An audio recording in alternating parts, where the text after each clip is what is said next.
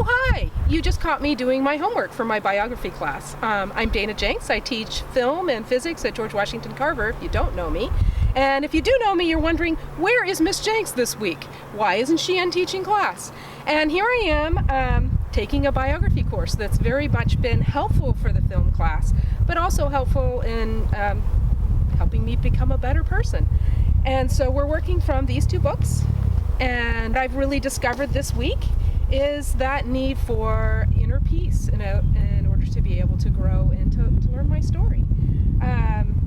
And so what we're focusing on is, why on earth?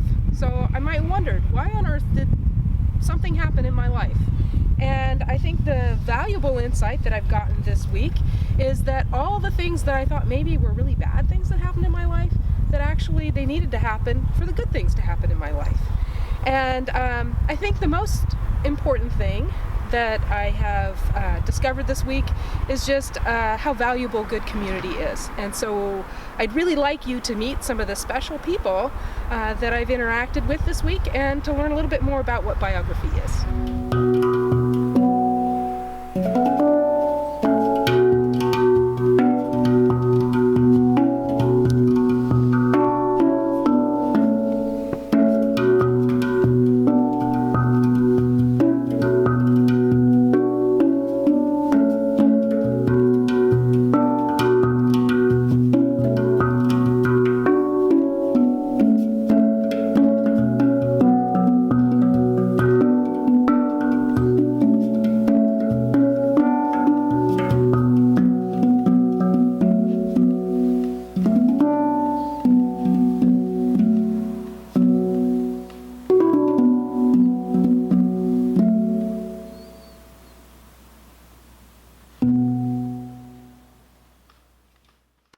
So we're here. Yes. At Biography and Social Art. So what brought you here?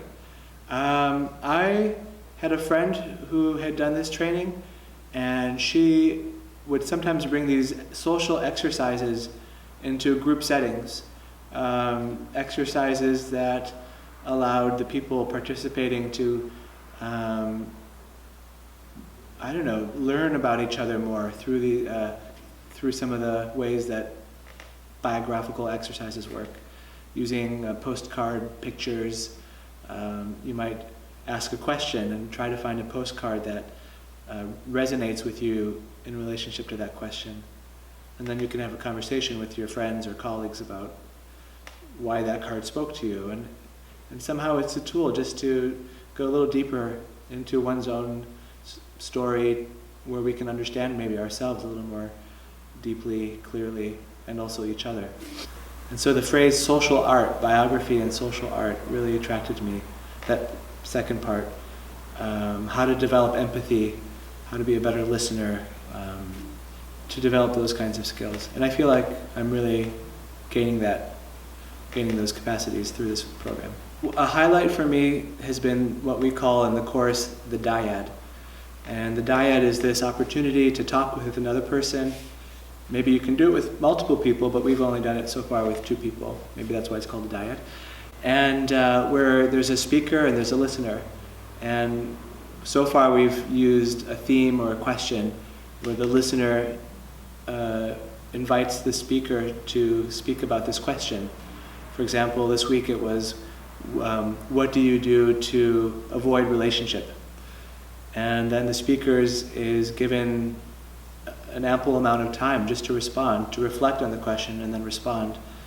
And the listener has to work simply on listening and not doing all these cues that we normally do, like nodding and but to actually really create an open space to really receive the other person. And that's taking me to a whole new level of social dynamics that I really, really appreciate.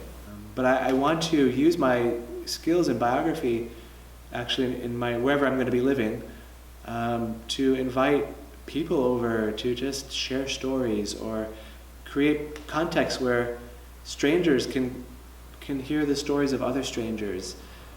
And Chris, one of the participants in the course, said something to me in a conversation, like we all have, there's a deep desire to talk about what we're not talking about.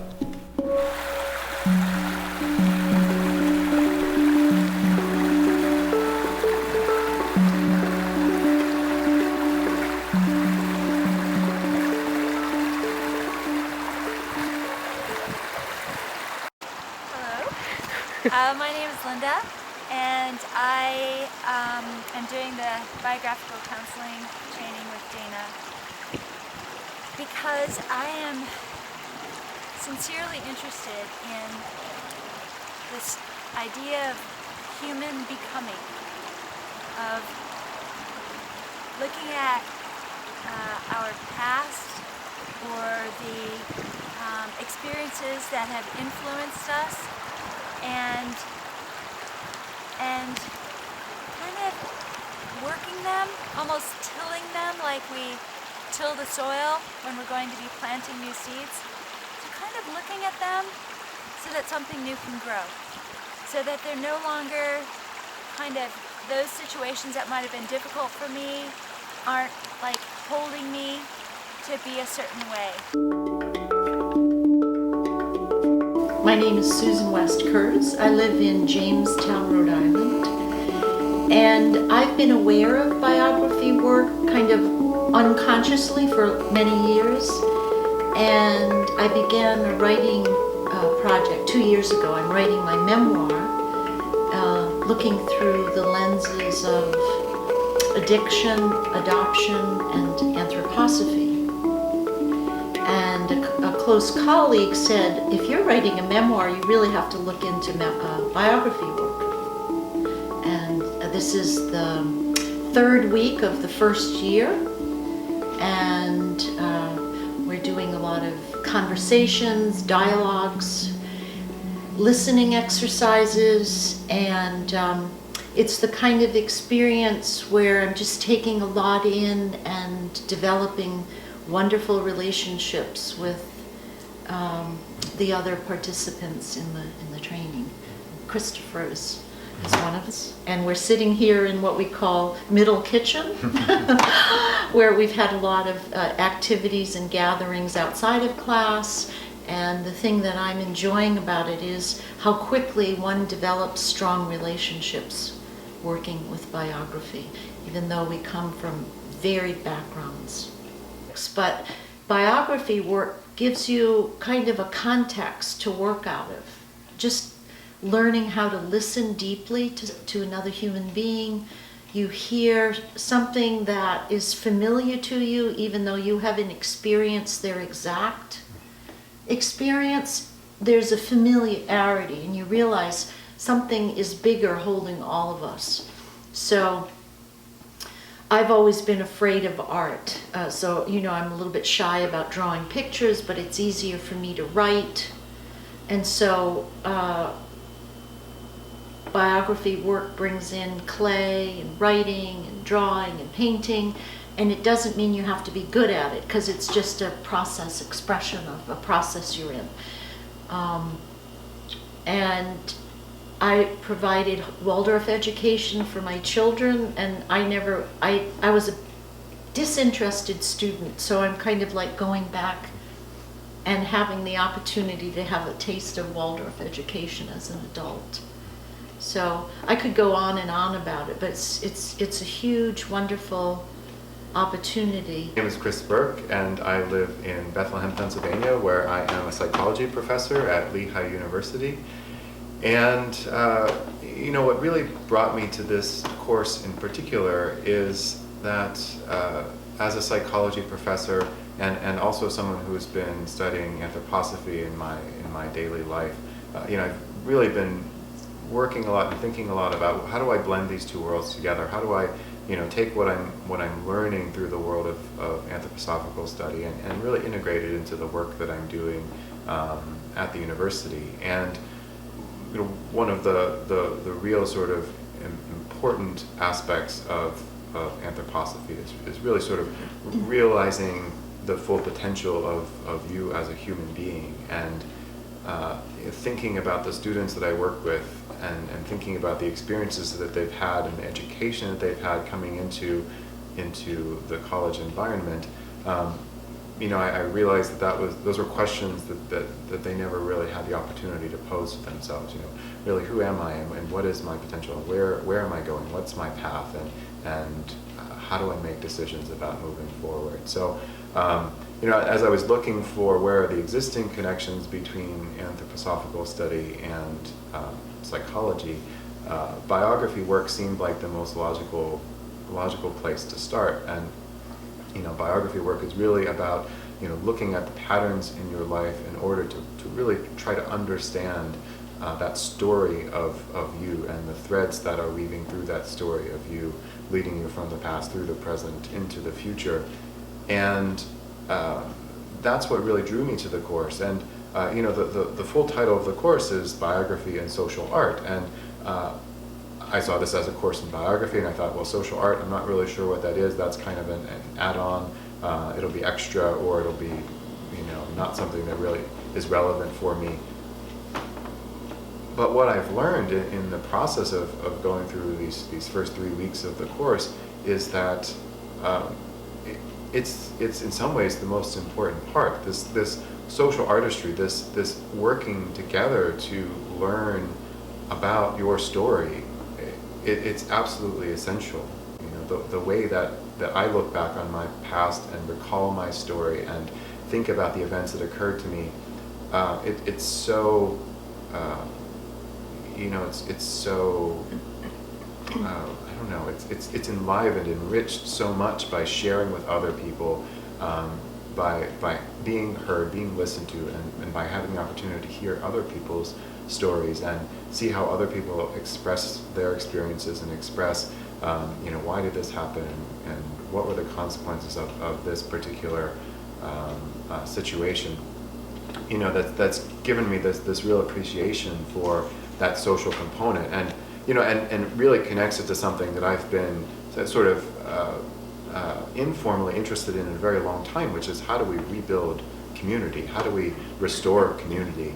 And as I've been bringing the exercises that we've learned in this course back to the university, both in the work that I do with my students in the classroom setting, we do these exercises as ways to help the students get to know each other and themselves better. But I've also started bringing these exercises to broader groups of faculty and staff and students, and really engaging people in dialogue with each other about their personal stories. And what I found is that people are really yearning for this kind of social connection. People really, as difficult as it might seem, or as improbable as it might seem, starting to plan an event or a discussion,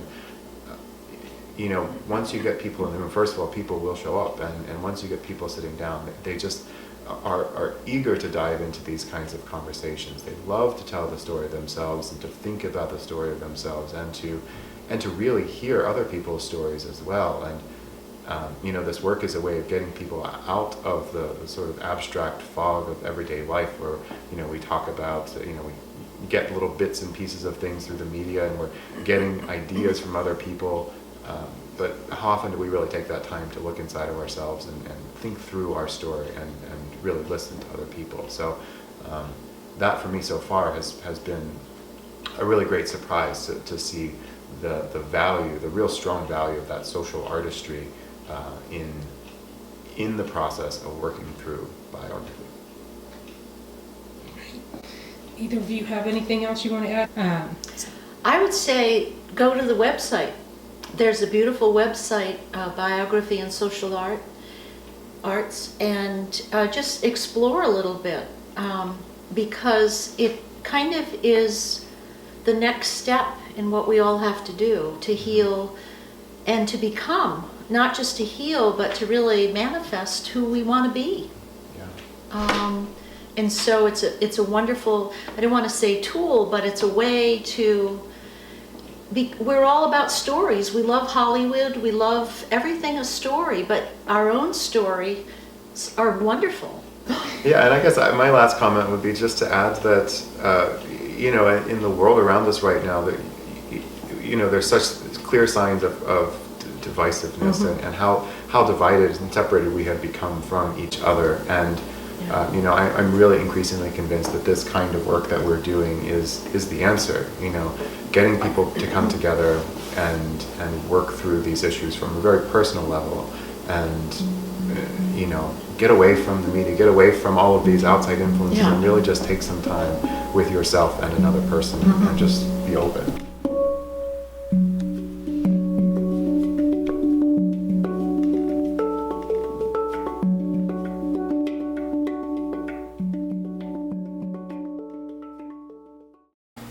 Hi, I am Anna Keller.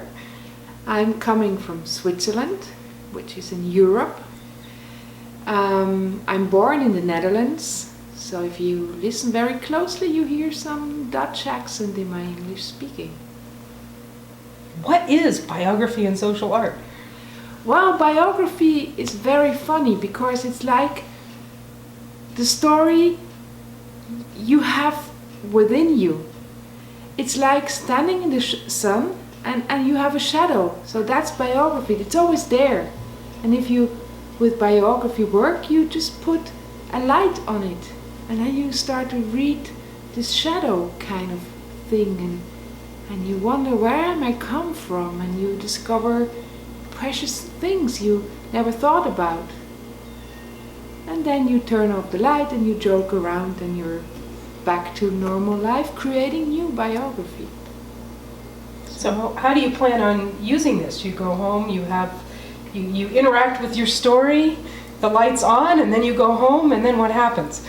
Yeah, well, I use it in my office. I'm a naturopath doctor, and people come with variety things they want to talk about, family things, life things. So there I use it. There's the spotlight, and the main thing I do is I listen. I listen and I create a safe space, and they start to talk, and they are amazed what they're talking about, and they go like, wow, did I really say that? And so my years are kind of VIP invitation to bring the best out of who is coming to see me. And then when I go home, my therapeutical coat I just hang away, but still there's biography work, like how I talk to my kids, how I make jokes. Humor is very important in my work, and it's still there, but not conscious. I'm not going home and like, okay, let's do biography with my kids. It's just coming naturally. What would you say to somebody wanting or thinking about taking a biography class, or? Oh, well, you know, there is a time in your life where you think you know everything, where you think nobody should tell me something because I know. And when you overcome that period of your life, then you should take biography classes. Then you should go somewhere telling your story, and then you discover you were right at that age, but it doesn't count anymore. So if somebody is like interested in why I'm here, what is this all about, yeah, then you should take biography classes. And if you struggle in life, find somebody with some biography skills to give you like a, how do you say, a torch, so you can go in your own life and think, oh wow, oh that was scary, but when I put some light on it, oh, you know, that was actually cute, you know. So you realize where you come from. So if you struggle, biography work would be something for you. And if you want to make your life more fruitful and more happier and more colorful and more strange and odd and painful and everything, just more kind of who am I, go for biography work. And always take humor with you, always. That's the main thing I just want to add. Humor is the most important thing to live with your own biography. Wow, thank you. You're very welcome. I'm SIGNE SHAFFER, and I am the founder of this program, although I have now passed the directorship on to my colleague Patricia Rubano. It goes back to the late 90s when the program first began, and I was teaching at Sunbridge College, very interested in questions of human development in all ways, and had been occasionally offering biography workshops in different places, and I felt that there was such a need and a wish, a need for the work and a wish on the part of people to do the work, and that we really needed to have a training for that. My style is collaboration, so I thought of a group of people who could help to bring that about. And that initially was with a Dutch art therapist who I had met and really appreciated the way she worked with people and with the arts. A colleague from England named Margaret Matthews, who I'd also worked with in the past, who was a biographical counselor. My husband Chris Schaeffer, who worked with a lot of organization development questions, group facilitation, and so on, and the Rubanos as well. You say something. Yeah, well, and I personally have been a Waldorf early childhood teacher and always been interested in human development. So Waldorf education is a very developmental model, but we sort of only talk about up to 21, and development goes on beyond that. So as I became more interested in that level of things, and my husband Joseph, both of us went to England and did the biographical counseling training with Margaret Matthews, and then lived here where SIGNE was, and as this work grew, we became involved doing workshops ourselves with people. And I love SIGNE's vision of biography work being more than just about the human phases, that it's really about life